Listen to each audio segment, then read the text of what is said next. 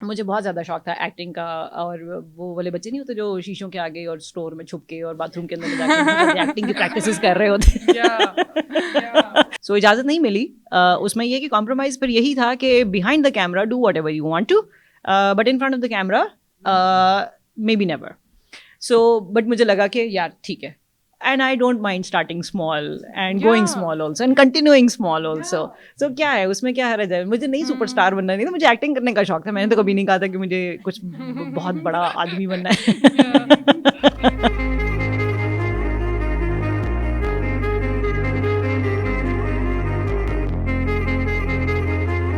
Welcome back to another episode of Out of the Box. Today we're going to be talking about theatre, acting, direction, and everything to do with the creative arts. We have with us Kawal Khusat, who is known for her work in theatre and primarily because of Olo Mopolo, because वो इतना larger than life आपने एक setup बना लिया है. I would want कि before like I go into the details, let's ask her first कि Olo Mopolo है क्या. Thank you for having me here, first of all, and featuring Olomopolo. Olomopolo is a creative enterprise. उसके अलावा ये है कि हमने जो एक छोटी सी कम्युनिटी स्पेस बनाई है, और इस तरह की स्पेसेस जो हैं, जो सेफ स्पेसेस होती हैं, जो कल्चरल या किसी भी आर्ट के एक्सप्रेशन के लिए, उनकी प्रोपिगेशन के लिए, उनको फॉस्टर करने के लिए, उनको नर्चर करने के लिए जो बनाई जाती हैं, they need all the help and support from the society, from the communities that they are part of. So 7 साढ़े 7 साल पहले की बात है कि मैं और मेरे 3 और दोस्त जो थे, मोस्टली NCA के दोस्त थे, एंड हम अपने मुख्तलिफ काम कर रहे थे. I was doing TV and I was teaching at a couple of universities and an A-levels class also, and I had got done with TV. और मुझे लगा कि शायद this is not the medium that I want to further my work in.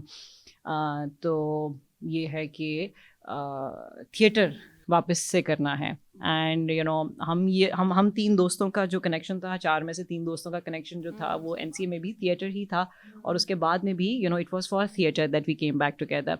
So there were spaces that existed before Olomopolo media as well, जो कि let's say which were about let's say book readings, story telling and so on and so forth. बट एक ऐसा सा nexus एक जगह पे जहाँ पे बन जाए, जहाँ पे you get to do events about some socially relevant subjects, जहाँ पर नॉन परफॉर्मेटिव इवेंट्स भी हो सकें, जहाँ पे परफॉर्मेंसेस भी हो सकें, जहाँ पे ट्रेनिंग भी की करवाई जाती हो. सो हमको लगा कि ये एक मज़ेदार सी एक अमेलगमेशन हो जाएगी of all the 3 aspects of the performing arts. कोई ऐसी सी एक जगह बना लेते हैं. I would especially want to know कि as a woman in Pakistan particularly, जिनके मतलब एक तो वो टिपिकल वो सेटअप है ना, जहाँ पे you grow up, you marry and then ठीक है, एक वो भी है जिससे कोई मसला नहीं है मुझे, मतलब people can do whatever they want. But if somebody wants to earn and if somebody wants to sort of like set up something and अपने लिए फाइनेंशियल सिक्योरिटी, वो कितना मुश्किल या आसान था आपके लिए, especially in a country like Pakistan and where you are doing theatre? तो वो काफ़ी ज़्यादा मुश्किल आपने जो चीज़ें हैं ना, वो अपने कंधे पे रख ली थी कि मैं इनका ज़िम्मा लेती हूँ और मैं करती हूँ. तो वो कैसा था, is what I want to know. I guess वो जो कहते हैं ना कि you have to be invested enough in something, and then there's only one power that can that can help you prevail in whatever you're doing, and that's love. Again, my love for, my passion for let's say performing arts is what enabled me to do whatever that I have been doing so far. Haven't reached anywhere though, but it is, the beauty lies in the journey. Again, who wants to know where the destination lies and what the destination is going to look like? Maybe जिस चीज़ की आपको expectation है, maybe it would not turn out to be so. So वो क्या है कि उस चीज़ का बहुत ज़्यादा डर भी उतना ही लगता है.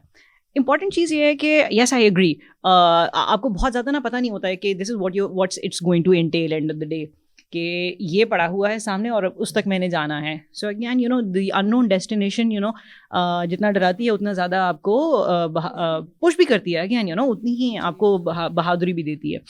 So yeah I agree, belonging in a family of artists, एक सर्टेन जब मैंने स्टार्ट किया तो वो एक एक्सपेक्टेशन ऑलरेडी, एक जो चीज़ होती है ना बिला वजह को आप एक कंपटीशन के अंदर में ना, भाई इतना अकम्पलिश्ड है, फादर इतने अकम्पलिश्ड हैं, वालदा ने ये किया हुआ था, दादा का इतना बड़ा नाम है and all those things, you don't want to sometimes fight your own people and why would you have to कि क्या ज़रूरत है कि only because I am carrying my surname that I should be let's say put in comparison to my own family members, and a lot of people don't do that, let's say consciously, but subconsciously ऐसा ही होता है ना कि फला फला फला.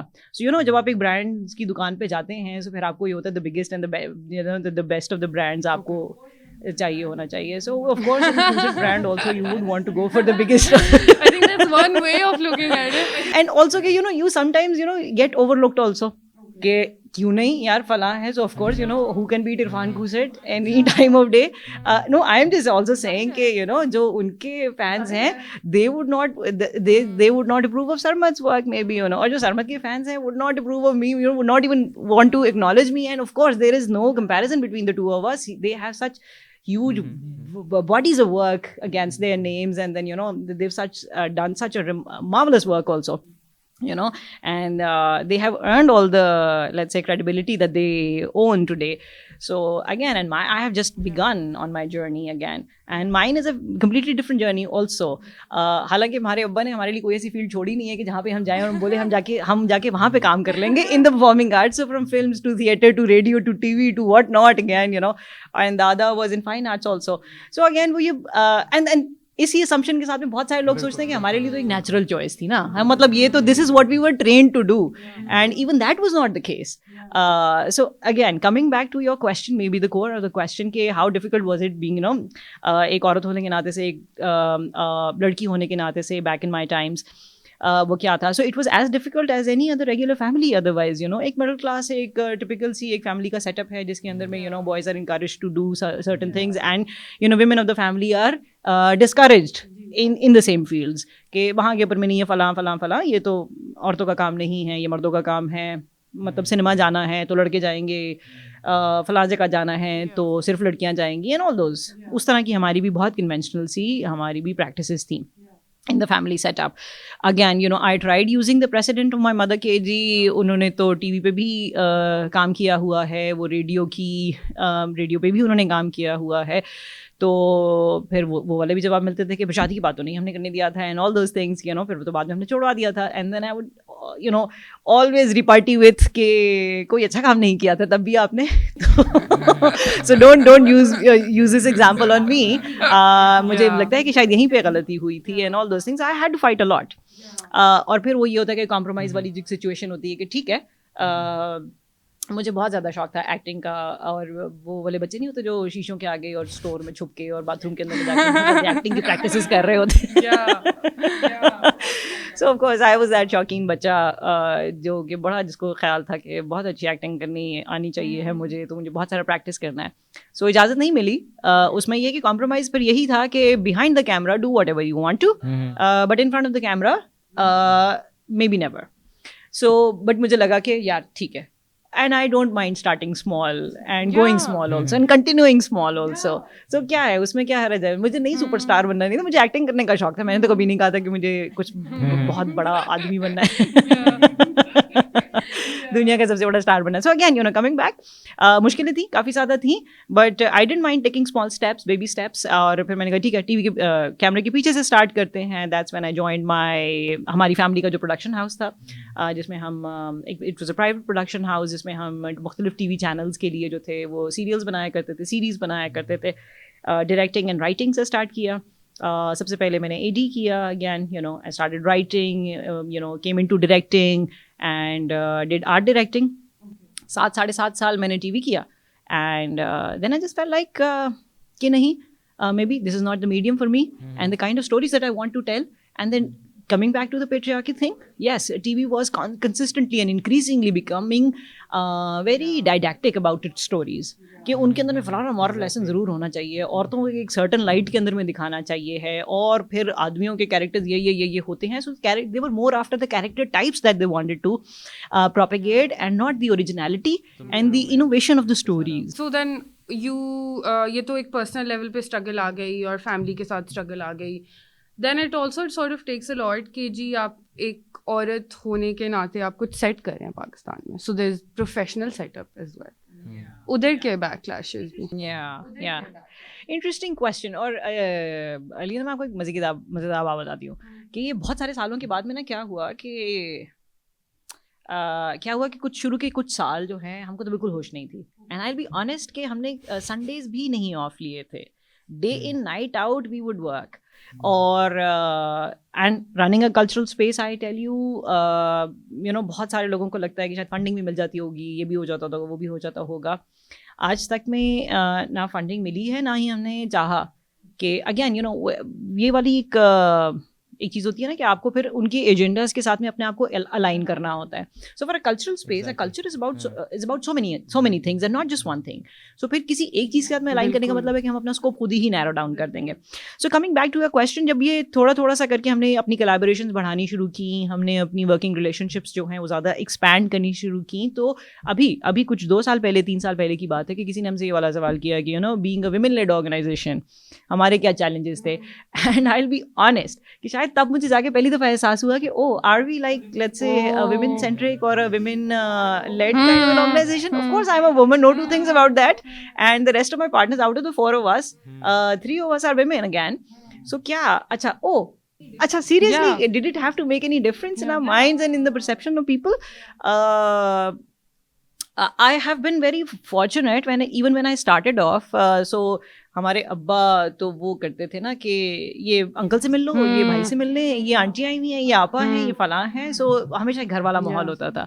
सो मैंने बाहर बहुत ज़्यादा काम नहीं किया हुआ, बाहर से इन द सेंस है कि मैंने जॉब्स नहीं की हुई हैं, except for my teaching jobs. मैंने कभी नौकरी नहीं की है किसी और ऑर्गेनाइजेशन में। I have been very fortunate और maybe unfortunate to not having gain that exposure also. ज़रूरत नहीं आई है, और जो मेरे क्रिएटिव इश्यूज थे वो सेटल हो रहे थे मेरे अपने काम के साथ में। कमिंग बैक, शायद कुछ अलहदा से नहीं था, मे बी कुछ ऐसी भी बात थी कि मैं विकी, इरम एंड सानिया जी जो हमारी प्रेसिडेंट ऑफ द ऑर्गेनाइजेशन हैं, शायद हमें कभी अपना वुमनहुड लेट्स से या हमारा जेंडर या कुछ भी उसको आड़े नहीं आने दिया किसी भी उस इशू के या उस चैलेंज के जो हमें फेस था। So the thing is because I think as women, aap log, when you're growing up and all of that, you have many more challenges, right?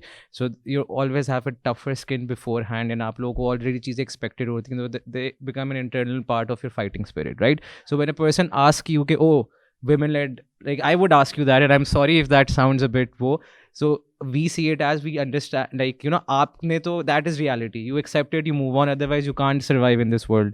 So as men, और हमारा male privilege, हम उसको realize नहीं करते कि obviously Alina, or if you're doing a business, you're like, we're women, we're just a business, right? Thank you for putting this perspective before me कि and sometimes अभी कुछ recent सा कुछ है, and thank God that it started moving in that direction also, where we have started recognizing these categories, and we have started some labeling also, because there are some communities and there are some people who need these labels to further whatever in whatever they are doing. But then again, sometimes for people like us, like you rightly said ke this is our everyday thing. मुझे हर रोज़ इस वजह से बिस्तर से मैं इस तरीके से ऐसे इसलिए नहीं उठती हूँ क्योंकि मैं एक औरत हूँ, और मैं दांत ऐसे इसलिए ब्रश नहीं करती हूँ कि मैं फला करती हूँ। सो मेरे लिए मैं काम करती हूँ and all those things. But हाँ, आई एग्री, बट मेरी फैमिली के अंदर मैं वो वाली एग्जाम्पल थी जहाँ के women were refused to let's say be allowed to go to work or work. So again, आपकी वाली बात ही शायद रिपीट करूँगी कि मेरे लिए शायद it had become a regular thing कि हर चीज़ आसानी से नहीं मिलने वाली है, लोगों को समझ नहीं आती है, and it is not out of any ill will from my let's say from people around me कि वो चाहते थे कि नहीं, तो this is how they thought that they will try and safeguard me, but for me this was not safeguarding, this was for me more of a restriction and curbing my growth. ठीक हो गया, artistic expression वगैरह को हम बाद में deal करते हैं. So this had become second nature to me कि बिल्कुल ठीक है, people are not going to understand you in the first instance, you will have to push for it, and then so was the case. I'm very glad with the rest of my 3 partners again. इन्होंने अभी कहा it was not out of ill will के लोग कहते थे यार घर से बाहर नहीं जाना, because that we only think कि एक औरत को प्रोटेक्ट करने का मतलब है उसको एक दीवार के अंदर बंद कर दो, बिकॉज बाहर की दुनिया बहुत ख़राब है, पर हम बाहर की दुनिया सही नहीं करना चाह रहे. क्यों? That's a bigger task and challenges patriarchy as well. अब पता नहीं है अब जाएगा एडिट में कि नहीं, बट यू नो जनरली तो उसके लिए आपको बिगर फाइट ही है, जस्ट टॉक टू पीपल. जो आउटसाइड दुनिया है, just talk, have a space. I know sadly इतनी पोलराइजेशन यहाँ पे, अभी हम बात भी कर रहे थे, इवन डिजिटल वर्ल्ड में, डिजिटल सोशल मीडिया पे इतनी पोलराइजेशन है कि आप डरते भी हो बात करते हुए. So it's now even more important you have safe spaces जहाँ पे इवन 40-50 लोग एक बैठ के बात करें, because that even helps, even if you can impact one person. देखिए आर्ट में भी और सोशली भी अगर हम हिस्टोरिकली ट्रेस करें चीज़ों को, तो बहुत सारी मूवमेंट्स रही हुई हैं. एक मूवमेंट जो है वो डीकंस्ट्रक्शन की रही हुई है, डिसेंट्रलाइजेशन की रही हुई है, and this is how let's say culture also was propagated. जब शुरू में सबसे सारी चीज़ें डेवलप हो रही थी, वो छोटे छोटे नुक्सन कॉर्नर्स में हो रही थी. दास्तान गोई जो है चौराहे पे सुनाई जा रही है, किसी चौक में सुनाई जा रही है, किसी गली के नुक्कड़ पे सुनाई जा रही है. छोटे छोटे से टोलियां हैं जो थिएटर करती हैं. क्या हुआ कि फिर आहिस्ता आहिस्ता करके सेंटर की तरफ सारी चीज़ें ग्रेविटेट करनी शुरू हो गई, एंड एवरीथिंग बिकेम अबाउट कि कितने हज़ार का कैपेसिटी का हॉल है, कौन सी लाहौर की सबसे बड़ी ऑडिटोरियम हो सकती है, and then Lahore, and then कौन से शहर का सबसे बड़ा कल्चरल सेंटर कौन सा है, और कल्चरल कॉम्प्लेक्स कौन सा है जिसमें थिएटर भी हो रहा हो, क्लासेस भी हो रही हो, फलाना भी हो रहा हो, फलाना भी हो रहा हो, ये सारी चीज़ें हो रही हों. फिर इस तरह करके सारी चीज़ें जो है वो सेंटर की तरफ ग्रेविटेट होती हैं.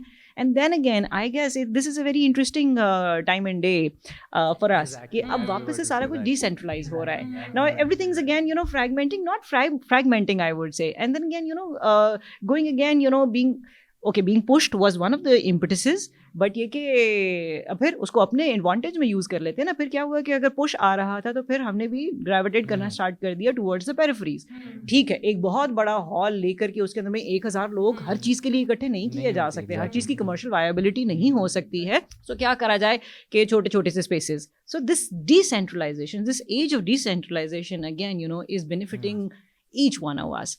50 लोगों, हाँ कुछ ऐसी बातें हैं जो 10 लोग मिल करके ही सुनना चाहते हैं. वो 10 लोगों को, क्योंकि वो 10 लोग स्ट्रेंथ में कम है, तो उनके लिए कभी भी जिसके पास में वो 1000 की कैपेसिटी वाला हॉल है ना, वो उनको कभी केटर नहीं करना चाहेगा. बट क्या वो 10 लोग मैटर नहीं करते हैं? क्या 20 लोगों में से एक डिसेंट की आवाज़ जो है वो मैटर नहीं करती? हाँ, वही लोग मैटर करते हैं. शायद सबके लिए नहीं करेंगे, लेकिन शायद मेरे और आपके जैसे लोगों के लिए वही लोग मैटर करते हैं. सो उन 10 लोगों के लिए, उन 50 लोगों के लिए वो कम्युनिटी सेंटर्स होने चाहिए. Puts things in perspective. Obviously, it depends on किस perspective आप किस तरह measure. What's your measuring tool? So commercial viability, obviously 20 people and 1000 नहीं. But then again, when you talk about it's a societal thing, and just exchanging ideas and talking about things in life in general, उसमें तो even one person matters a lot. मुझे याद आया कि जब मेरा बचपन था तो पीटीवी पे छुट्टी हुआ करती थी, तब पाकिस्तान में छुट्टी हुआ करती थी फ्राइडे को. तो फ्राइडे को बहुत थोड़ी देर के लिए सुबह के वक्त में बच्चों के लिए प्रोग्राम्स लगते होते थे, और फिर उसके बाद एक एक्सक्लूसिव प्रोग्राम लगता था जिसका नाम था बोलते हाथ. वो साइन लैंग्वेज इंटरप्रेटेड होते थे. वो बच्चों के जो 2 घंटे का 1-1.5 घंटे का कोई प्रोग्राम्स होते थे मुख्तलिफ किस्म के, म्यूज़िक का भी, ये भी वो भी, तो वो साइन लैंग्वेज इंटरप्रेटेड होते थे. और फिर उसके बाद में बोलते हाथ का एक खबरनामा होता था जिसके अंदर में साइन लैंग्वेज से खबरें बताई जाती थी.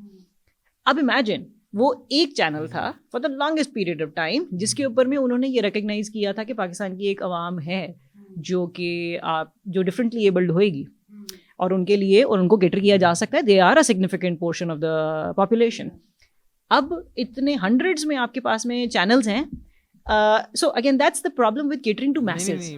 जो मैंने, सॉरी आपकी बात का बहुत ज़्यादा लंबा जवाब दे रही हूँ कि 1000 लोग, या जब आप नंबर्स के पीछे चले जाते हैं ना, तो फिर आप क्या कर देते हैं, you start air brushing off all the texture and details that there could be. तो अब क्या है कि उस रेस में ना कि कितनी टीआरपी, कितना पॉपुलर, कितना ऊंचा गाना, कितना socially relevant and most obscenely presented play आप इस वक्त कर सकते हैं, उस दौड़ में हम सब भूल गए हैं कि बच्चे भी हैं जिनके लिए प्रोग्रामिंग की जा सकती है. सोसाइटी एज अ होल जो है वो छोटे छोटे पार्ट्स का ही एक सम टोटल होती है ना. वो ये तो नहीं होता है कि अगेन 30 years के सारी यूथ जो है and all male and all female भी नहीं है. अगेन सो हमने तो ये सारी चीज़ें इग्नोर करनी स्टार्ट कर दी हैं. So that's the beauty of these small places. So again there is so much that these small places still can do, and I'm glad that Olomo Polo and then rest of the organizations and उन छोटे छोटे groups को जो हैं target कर रहे हैं. And eventually the impact if we see अगर हम कंसर्टेड एफर्ट्स करते हैं, so the impact is going to be at least it is going to amount to 80%. Imagine, है ना. और हम शायद क्या करें, मेन स्ट्रीम के चक्कर में सिर्फ उस 20% के पीछे भागे चले जा रहे हैं. TRP कह लें, इंस्टाग्राम लाइक्स कह लें, बिलियंस ऑफ यूट्यूब व्यूज़ कह लें. तो ऑब्वियसली अब सोशल मीडिया ने आके तो, क्योंकि हम are we the social media generation? We are. We are. Definitely okay.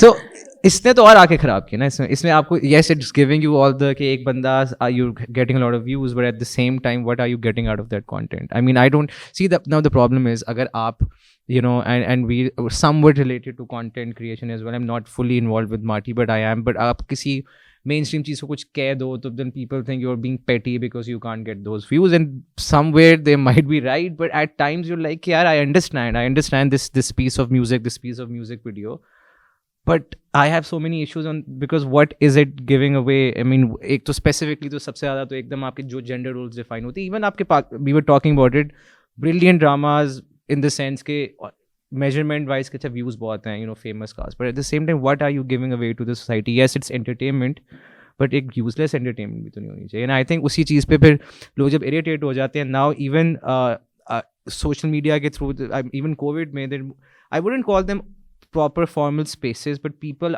there is a very strong group now, even in large numbers, convention measures में अगर जाएं, who are looking for these other spaces जहाँ से वो entertain हो सकें, जहाँ पे फर्क content हो, because वो भी तंग आ गए कि यार ये क्या है. अगर हम numbers को follow करने लग जाएं तो maybe चाइना बहुत बड़ा मुल्क है, उनकी आबादी बहुत ज़्यादा है, और अगर वो मैंडरिन या कैंटनीज़ बोलते हैं, जिसको हम कन्वेंशनली अगर चाइनीज़ कहते हैं, तो क्या करें. अब अगर दुनिया की मेजॉरिटी जो है, या हम जिस खत्ते में रहते हैं उसकी मेजॉरिटी अगर चाइनीज़ बोलती है तो हम चाइनीज़ बोलना शुरू कर दें, only because that's the language of the majority. Again, like decentralization is happening, so वो यही हो रहा है कि टीवी वाकई क्या मैस मीडियम रह गया है. आधे से ज़्यादा लोग उसको डिजिटल मीडिया पे देख रहे हैं. ठीक हो गया. आधी से ज़्यादा अवाम है जिनके लिए टीवी के ऊपर में, हमारे नेशनल टीवी के ऊपर में कोई प्रोग्रामिंग नहीं हो रही है. सो वो सारे लोग एंड अगर 50% 30%, more than 30% of Pakistan's population is youth. तो यूथ के लिए कितनी प्रोग्राम है जो हमारे नेशनल टीवी के ऊपर में. सो अगेन 30, अच्छा उस 100 में से 30% दे हैव डिलिबरेटली लॉस्ट. ठीक हो गया फ्रॉम देयर प्रोग्रामिंग. वो सारे लोग यूट्यूब के ऊपर में या डिजिटल मीडिया पे चले गए. ठीक हो गया. And then there is this, अगर आप इतने अग्रेसिव टॉक शोज नहीं करें तो I don't know how the national TVs are going to tap into the male audience also above 30 years of age for example.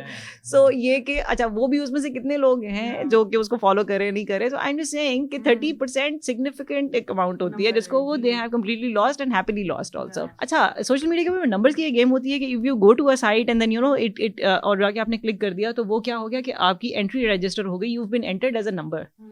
हो गया. आपने जाके भले डिसलाइक कर दिया तो are the algorithms registering your nature of response also और not. आपने जाके कमेंट लिख दिया, हाँ आपने लाइक और डिसलाइक कर लिया, तो फिर भी एक एल्गोरिथम है जो उसको डिसाइफर कर देगी कि so many people visited and out of which these many have dislike what you are putting out. एंड अगर आप कोई कमेंट कर देते हैं तो is there somebody sitting and are the algorithm smart enough to decipher the kind of comments and text that you are sending to that website, for example? Numbers are dicey. To sum it all up, sort of, अभी जो हमारी आखिरी बात हुई है वो यही है कि the fact that it's very important going forward to sort of acknowledge the differences. मैं आपसे पहले भी, क्योंकि आपने इसमें डिटेल में भी बात की, मैं पहले भी पूछने लगी थी, and I want you to sort of build it on your personal experience because हम उसी पे ज़्यादा बात कर सकते हैं. कंवल, आप क्यों नहीं, why didn't you give in to the fact कि चीज़ें ऐसी हैं, या आप सेफ गार्ड ऐसे ही रहेंगी, या औरतें इसी तरह सेफ रहती हैं, या उनके लिए ये ठीक है. हम क्यों नहीं मान लें ये चीज़ें? हम क्यों, why did you want to, why were you not comfortable with, why is it important to even acknowledge that or create space for that? मुझे नहीं पता क्यों, क्योंकि मुझे याद है अभी क्या हुआ, क्योंकि ये फेस्टिवल कर रहे थे तो there was a lot of self reflection also happening. मुझे नहीं याद है कि मैं जब बहुत छोटी सी भी होती थी तब भी I was comfortable with the idea कि यार यहाँ पे लड़के जाएंगे, सिनेमा है, फलाना में है, सो सारे वो फ़ोन आया है कि दोपहर को खाने के बाद में स्कूल से, क्योंकि हम आगे दोपहर को खाने के बाद में गाड़ी खड़ी रहेगी, हम अपने ड्राइवर के साथ में आए हैं, सो सारे भाई और ये कजन वगैरह, we used to live in a big joint family system, so ये फलां तैयार हो जाएंगे। मुझे तभी बात नहीं समझ में आती थी कि मसला क्या है, मेरे साथ क्या मसला है और इनके अंदर में क्या मसला है, कि इनको स्पेशल डील किया जा रहा है, इनमें कोई कमियां हैं जो पूरी करने की कोशिश की जा रही है, या मेरे में कोई कमी है जिसको इग्नोर किया जा रहा है। Why can't we work on our weaknesses then? Yeah, exactly. So मुझे नहीं पता, I guess, yeah, I know। और जिस भी मैं लड़ाई में फटा कर लिया करती होती थी, फिर एंड में इतना फटा पड़ जाया करता था, फिर कोई भी नहीं जाता था उस दिन, and I would be happy कि ना जाए मेरी तरफ से कोई, अनलेस सब लोग नहीं जा रहे हैं, या फला नहीं जा रहे हैं, और या मैं क्यों नहीं जा रही हूँ। और ये क्या होता है कि आदमी और औरतें अलग-अलग, बच्चे मेरे से, हम जब खेल रहे होते हैं, हम सारे इकट्ठे खेल रहे होते हैं। For the longest period of my time in my childhood, मैंने जो था वो पतलून टी शर्ट वाला बच्ची होती थी, मैंने तो वही पहने थे, मैंने बाल भी हमेशा छोटे रखे हैं, तो I never use to get these differences, I never accepted them. मैंने, हाँ मुझे ये ज़रूर याद है कि मैंने कभी कॉन्शियसली शायद अपने ऊपर में वो चीज़ें अपने खुद तैयार नहीं किया अपने आप को इसके लिए। मेरी बहन बहुत कंफर्टेबल थी उन सारी चीज़ों के साथ में, मेरी बाकी की बहनें they still think that I am an anomaly, and I am happy being taken as an anomaly. But ये इम्पॉर्टेंट है कि चार लोग अगर एक संत में चल रहे हैं, सो आई मीन पंगा लेने के लिए क्यों ना दूसरी संत में चल पड़े, दुनिया और बहुत बड़ी है, हर एक के लिए जगह है इसके अंदर में। But then again when you come to realize कि जो बात आप कर रहे हैं वो ठीक है, वो इम्पॉर्टेंट है, सो भले आपको 100 लोग गलत कहें, भले आपको 30 लोग गलत कहें, हाँ उसकी करेज मेरे में आते आते आई। पहले तो मैं वही दस्तरखान पे बैठ के अपनी फैमिली के साथ में लड़ाई कर लिया करती थी, फिर मुझ में थोड़ी थोड़ी और करेज आती गई, तो फिर then I started taking this up against any number of people, and fortunately जहाँ जहाँ पे 2 लोग खड़े होकर एतराज़ करने वाले मिलते थे, वहाँ पे 20 लोग मिल जाते थे जो बोलते थे कि जो कह रहे हैं सही कह रहे हैं, आगे चलते हैं, और मे बी ये मैटर नहीं करनी चाहिए बातें। आज के दिन तक के अंदर में नंबर में कम मिलते हैं वो वाले लोग जो कि जो नहीं पसंद करते आपकी बात को, बट वो वाला नंबर, हाँ यहाँ पे मैं नंबर्स को ज़रूर पसंद करूँगी। क्यों ना, let's just steer our focus to the people who agree to what you are saying, and बिल्कुल ठीक है, आप सही बात कर रहे हो तो बस सही बात कर रहे हैं, चाहे कोई भी एक भी बंदा साथ ना हो। Yeah, and that's really strong of you to say that, because मैं अपनी पर्सनल उससे बात कर रही हूँ। मैं भी बड़ी ज़िद्दी बच्ची थी, जो मतलब बचपन में जो पहली चीज़ मैंने अपनी कॉन्शियसनेस में रिकग्नाइज़ की थी कि कोई भी मर्द, मैं इसकी एग्जांपल ले रही हूँ जो कि सामने बैठा है, कि कोई भी मर्द है वो मुझसे सुपीरियर है, ठीक है, और as a child I am not superior then, हाँ we are equals. As a child I did not get that कि उसमें क्या खास बात है जो मेरे में नहीं, या why could he have those privileges. So मेरी अपनी स्ट्रगल का ये बहुत ज़्यादा पार्ट रहा है to sort of create spaces for all kinds of people, ठीक है, to cater to all kinds of people, because there's no one way of existence है नहीं ना। मतलब या तो ये होता कि सेंचुरीज से इंसान उस तरह करते आ रहे होते, एक ही फार्मूला होता, आप भी अप्लाई करती, मैं भी अप्लाई करते, सब खुश होते, but it's not how things work, and it's important to recognize that. Guys, please tune in next Friday to see the second half of this amazing conversation we are having with Kanwal Khusar. And if you like this podcast, तो please Marti TV को subscribe करना ना भूलिएगा. Here is a sneak peek from the next episode. पहले एक studio system होता था और वो स्टेट चैनल्स के होते थे, नेटवर्क का होता था, ठीक हो गया, और वो एक फ़र्क तरीके से जो था वो प्रिवेल किया हुआ था कि वो स्टेशंस थे फ़र्क एंड ऑल।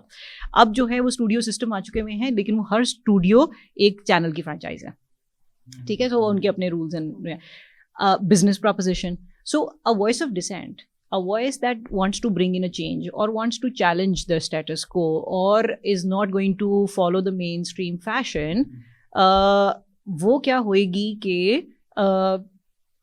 आपको उसके लिए उसका बिजनेस प्लान फ़र्क बनाना पड़ेगा।